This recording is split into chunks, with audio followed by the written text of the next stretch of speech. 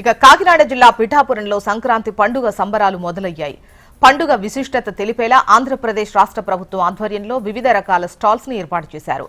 AP deputy CM Pawan Kalyan stalls ను ప్రారంభించారు. దీనిపై వివరాలు దుర్గారావు అందిస్తారు. ఆంధ్రప్రదేశ్ రాష్ట్ర ఉప ముఖ్యమంత్రి కొన్నిదేళ్ల పవన్ కళ్యాణ్ గారి ఆధ్వర్యంలో తన సొంత నియోజకవర్గంలో పిఠాపురం సంక్రాంతి సంబరాలు అనేది ఒక వినూత్న కార్యక్రమానికి శ్రీకారం చుట్టారు. అందులో భాగంగా పిఠాపురంలో ఉన్న ఓ ప్రముఖ సెంటర్లో అయితే వివిధ సంక్రాంతి సంబంధించి వివిధ నమూనాలు ఏర్పాటు చేస్తారు. ఆ నమూనాలో ప్రధానంగా చూడొచ్చు సంక్రాంతి సంబరాల్లో అసలు గ్రామీణ వాతావరణం ఏ విధంగా ఉంటుంది, గ్రామస్తులు ఏ విధంగా ఉంటారు అనే ఒక సంస్కృతి సంప్రదాయం తెలియ విధంగా ఇక్కడ ఈ ఎగ్జిబిషన్ లో వివిధ రకాల నమూనాలు పెట్టారు. ఇది ధాన్యం చేతికి అందే సమయం కాబట్టి వచ్చిన ధాన్యం ఏ విధంగా తీసుకొచ్చారు, పూర్వం కాలంలో అటు ఆటోలు ఏవి లేని సమయంలో ఎడ్ల బండి ద్వారా తీసుకొచ్చారు, ఆ నమూనా పెట్టారు. ఇలా వివిధ రకాలుగా నమూనాలు పెట్టి పిల్లలకి తెలియజేస్తారు. ప్రస్తుతం ఈ నమూనా దగ్గర కొంతమంది ఉన్నారు, అసలు మరిన్ని వివరాలు తెలియజేద్దాం. సంక్రాంతి వచ్చిందంటే ప్రతి రైతుకి ధాన్యం ఇంటికి వస్తుంది. ఇంటికి తెచ్చుకునే క్రమంలో అలాగా నమూనాలు తయారు చేసాము.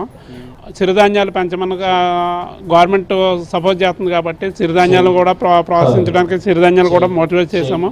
ఇప్పుడున్న కొత్త తరానికి చెప్పడానికి మేము మోటివేట్ చేస్తాం. ఈ సంక్రాంతి సంబరాల్లో ఏర్పాటు చేసిన మరో స్టాల్ ఇది. పిఠాపురంలో ఫేమస్ అయిన ఉప్పాడ పట్టు చీరలకు సంబంధించి ఉప్పాడ చీరలు ఏ విధంగా తయారు చేస్తారు, దానికి సంబంధించిన మగ్గం మరి ఇతర వస్తువులు కూడా ఏర్పాటు చేశారు. ఎందుకంటే ఉప్పాడ పట్టుకు ఎప్పటి నుంచో పురాతన నుంచి ఉన్న సంస్కృతి ఆధారంగా ఉన్న ఉప్పాడ పట్టుగా భావిస్తున్నారు. దానికి కూడా ఇక్కడ ప్రజలకు అసలు ఉప్పాడ పట్టు ఏ విధంగా ఉంటుంది, ఉప్పాడ విశిష్టత తెలిసే విధంగా అయితే మగ్గం ఏర్పాటు చేశారు. పిండి వంటలు, ఆ పిండి వంటలకి తెలిసే విధంగా అయితే పూర్వకాలంలో అయితే పోషకాహారంతో కూడిన పిండి వంటలను తయారు చేసేవారు. దానిలో భాగంగా ఈ స్టాలు పిండి వంటలకు సంబంధించిన ఈ స్టాల్ ఓపెన్ చేశారు. పూర్వకాలంలో జంతికలు, చల్లగుత్తులు, అరిసెలని ఇవన్నీ బలమైన ఆహారంతో కూడిన పిండి వంటలు చేసేసారు. సంక్రాంతి సందర్భంగా చేసేవారు ప్రతి ఇంట్లో.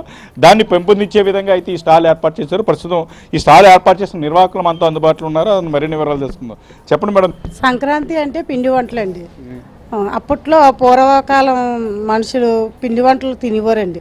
ఎందుకంటే పాత జంతుకులన్నీ అవి తినేవారు. ఇప్పుడు పిల్లలు ఎవరికి తెలియట్లేదండి. ఇప్పుడైతే జంతుకులు అంటే ఏంటి పిల్లలకి ఎవరికి తెలియట్లేదు. అందుకని పాతకాలపు వంటలు పెట్టామండి. జంతుకులు, సున్నుండలు, గజ్జికాయలు, అరిసెలు అవి తెలుగు పిండి వంటలు అండి.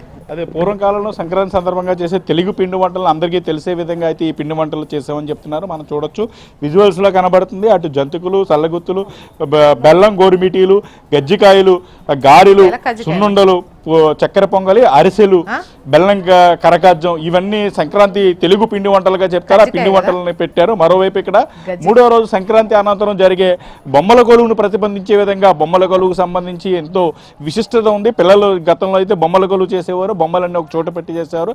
దానికి సందర్భంగా ఇదే విధంగా అయితే బొమ్మల కొలువు ఏర్పాటు చేశారు. బొమ్మల కొలువుని అయితే చిన్నపిల్లలకు సంబంధించిన పండగగా భావిస్తారు. ఎంతో చక్కగా బొమ్మల కొలువును నిర్వహిస్తుంటారు. మనం చూడొచ్చు ఈ బొమ్మల కొలువులో పియానో కావచ్చు, పూర్వం కాలంలో ఉండే టెలిఫోన్ కావచ్చు, అలాగే పూర్వం కాలంలో సినిమా వేసే ప్రొజెక్టర్ ఇలాంటి విధంగా అనేక బొమ్మలను రూపొందించి ఈ బొమ్మల కొలువులో భాగంగా ఇవి కూడా నిర్వహించారు అని చెప్పచ్చు. ఇక్కడ తోలు బొమ్మలాట సంబంధించిన స్టాల్ మనకి కనబడుతుంది. ఇది కూడా అతి ప్రాచీనమైన పురాతన కళలో భాగంగా ఈ కళ ఉండేది. గతంలో సినిమాలు ఇలాంటి థియేటర్లు ఏమి లేని సందర్భాల్లో చిన్నప్పుడు రోడ్డు మీద తోలు బొమ్మలాట ప్రదర్శించారు. రాను రాను ఇది అంతరించిపోయిన కళలో ఇదొక కళగా మారిందని మనం చెప్పొచ్చు. ప్రస్తుతం ఈ కళ చేసే నిర్వాహకులు ఉన్నారు. అసలు తోలు బొమ్మలాట కళ యొక్క విశిష్టత ఏంటి, ఇది ఇక్కడ ఎందుకు పెట్టారు ప్రజెంటేషన్ అన్న దాని గురించి తెలుసుకుందాం.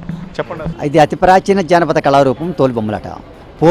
పూర్వము మహారాజు కాలంలో ఈ ప్రోగ్రాం చేయించేవారు. ఎందుకంటే అందరూ కూడా సుఖంగా ఉండాలి, హాయిగా ఉండాలి, నెలకి 3 వర్షాలు కురుస్తూ మన పాడి ఎందున పంట ఎందున బాగా ఉండాలని మహారాజు చేయించేవారు. రాను రాను అది కళ పడిపోయింది. తర్వాత ప్రభుత్వం వారు కూడా తక్కువ చూశారు. అలాగే ఈ కళని మళ్ళీ అభివృద్ధిలోకి రావాలనుకుంటే ఏం చేస్తున్నామంటే ఒక వస్తువుల కింద ఒక టేబుల్ మీద బల్బు మీద తయారు చేసి పెడుతున్నామండి. అదనమాట అండి. లాంపులు కూడా సైడ్ లాంపులు కూడా ఈ సైడ్ లాంపులు ఇలాగా తగిలించేయండి. చర్మం అండి, మేక చర్మం. చేత్తోనే రంగులు రాస్తాము, చేత్తోనే తయారు చేస్తామండి. అన్ని కూడా చేత్తోనే మేము చూస్తున్నాం. అది కళాకారుల యొక్క విశిష్టత చూడొచ్చు. ఇప్పుడు అంతా పెయింటింగ్ అంతా సిస్టమ్లోని కంప్యూటర్ సిస్టమ్ అయినప్పటికీ కూడా ఇప్పటికీ కూడా చేసే ఒరిజినల్ నిజమైన కళ అని చెప్పొచ్చు. ఆ కళను ఇప్పుడు అంతరించకపోవడంతో వీటిని ల్యాంప్స్ కింద ఇతర వస్తు ప్రదర్శనల కింద అయితే వీటిని తయారు చేసి ఉపయోగిస్తున్నారు. ఇది సంక్రాంతి సంబరాలపై పిఠాపురంలో నిర్మించిన స్టాల్స్పై తాజా అప్డేట్స్. వీడియో జర్నలిస్ట్ బాబ్జీతో దుర్గారావు, HM టీవీ, పిఠాపురం నుంచి.